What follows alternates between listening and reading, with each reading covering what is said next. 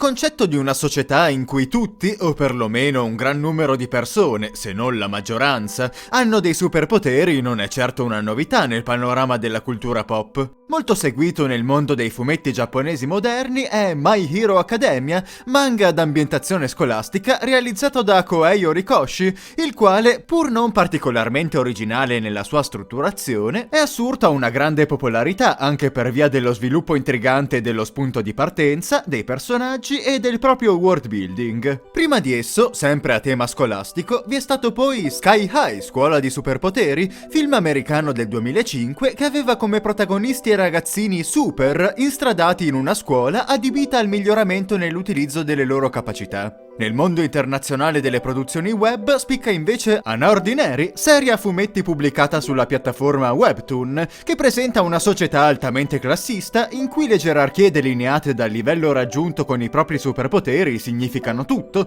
tanto nel mondo dei ragazzi quanto in quello degli adulti. Su una scia simile, anche l'Italia ha avuto un progetto multimediale basato su questo incipit. Trattasi di To Be Continued, webcomic scritto e disegnato da Lorenzo Ghetti con la collaborazione tecnica di Carlo Trimarchi e Mauro Nanfitò, pubblicato dal 2014 al 2017, che rappresenta molto più di un semplice fumetto impaginato online come se fosse una mera trasposizione dalla carta al web. To Be Continued è in effetti una sperimentazione continua di metodologie di visualizzazione, una pedissequa sfida nei confronti di ciò che è reso possibile attraverso gli strumenti e i linguaggi del web. Si va infatti da parti in cui c'è una progressione delle tavole piuttosto lineare, a capitoli in cui la direzione di lettura forma parabole in diagonale o a zigzag nello spazio di tutta la pagina. Ci sono episodi scritti tali e quali a una pagina di Wikipedia, altri impaginati come se facessero parte di un fantomatico blog o della home di un social media, o ancora in cui si fa utilizzo di file audio e video. Diversi linguaggi informatici si mescolano di capitolo in capitolo,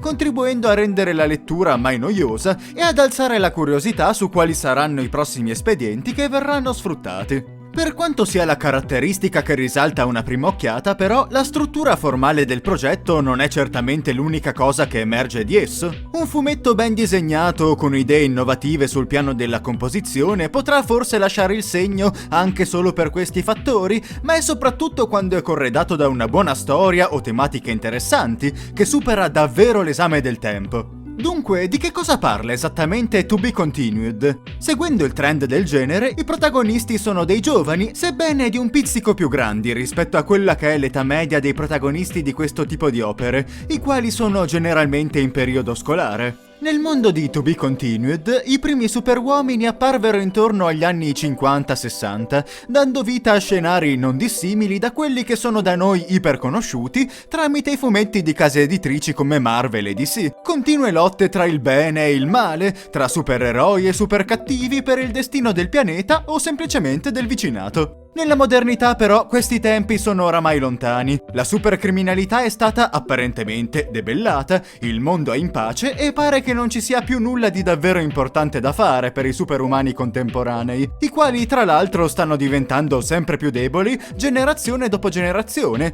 tant'è che confrontati anche solo con i genitori i loro poteri impallidiscono. Tutto ciò che rimane per la grande maggioranza di essi è frequentare apposite accademie in cui sviluppare le loro potenzialità, così che quantomeno posseggano un'infarinatura di base in merito a ciò che li aspetta nel mondo reale. Nelle nuove generazioni è quindi diffuso un generalizzato malessere che si palesa in un sentimento di inferiorità nei confronti dei propri predecessori e nella percezione della mancanza di un vero e proprio obiettivo, di uno scopo per il futuro. È per l'appunto questo il tema principale dell'opera, soprattutto ai suoi inizi, la ricerca di un senso da dare alla propria vita, l'assenza di una grande meta ultima che dia significato all'esistenza dei vari personaggi. Vivendo in una società per lo più sicura, la maggior parte di essi sente che non potrà mai dare pieno sfoggio delle proprie capacità. Inoltre, per via del sempre più accentuato distacco generazionale, la frustrazione, l'inadeguatezza e il timore di non essere all'altezza sono sentimenti comuni tra i ragazzi e le ragazze del mondo di To Be Continued. La mancanza di un proposito grandioso a cui aspirare, come per esempio poter sfruttare i propri poteri per fare davvero la differenza ed essere seriamente d'aiuto alle persone,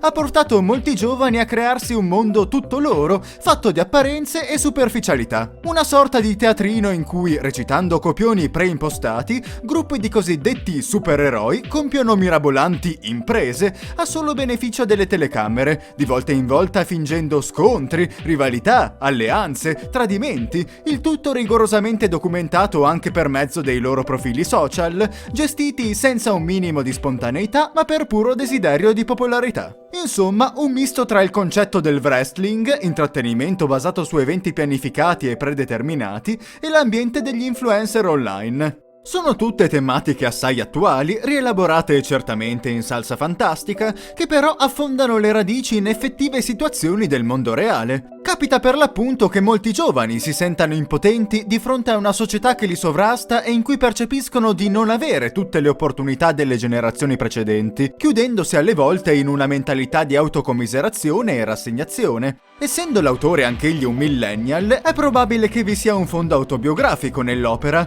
o che quantomeno abbia assorbito da esempi a lui vicini i concetti che lo hanno portato a raccontare ciò che ha scritto e disegnato. Nel prosieguo di To Be Continued, il fumetto è infatti composto da un totale di 3 stagioni, ognuna dotata di un certo numero di capitoli. Le cose si faranno più classiche, con una vera e propria trama orizzontale e situazioni più da fumetto, per così dire. Ma non si perde mai la sensazione che il vero fulcro della serie fosse la prima stagione, di per sé autoconclusiva, e in cui le tematiche sviscerate sino ad ora trovano sfoggio in tutta la loro potenza, pur non venendo abbandonate del tutto anche in seguito. Insomma, un'opera di tutto rispetto del panorama fumettistico italiano, che riesce a distinguersi tanto per la sua originalità, a dispetto dell'abusato incipit, quanto per la facilità con cui ci si potrà identificare un certo target in particolare, per quanto rimanga una lettura pienamente apprezzabile anche su un piano più generale per via della sua fattura e peculiarità.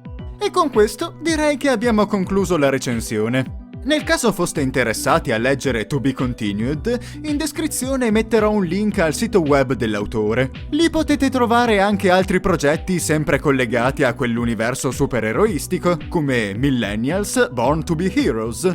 Detto questo, non mancate di iscrivervi al canale e cliccare la campanella per ogni nuovo aggiornamento. Vi ricordo che potete trovarmi su diversi altri social, come Facebook, Instagram, Discord e Twitter. Per supportare ciò che faccio, potete inoltre sostenermi su varie piattaforme, Patreon soprattutto, ma anche Ko-fi o direttamente su PayPal. E con ciò abbiamo davvero concluso.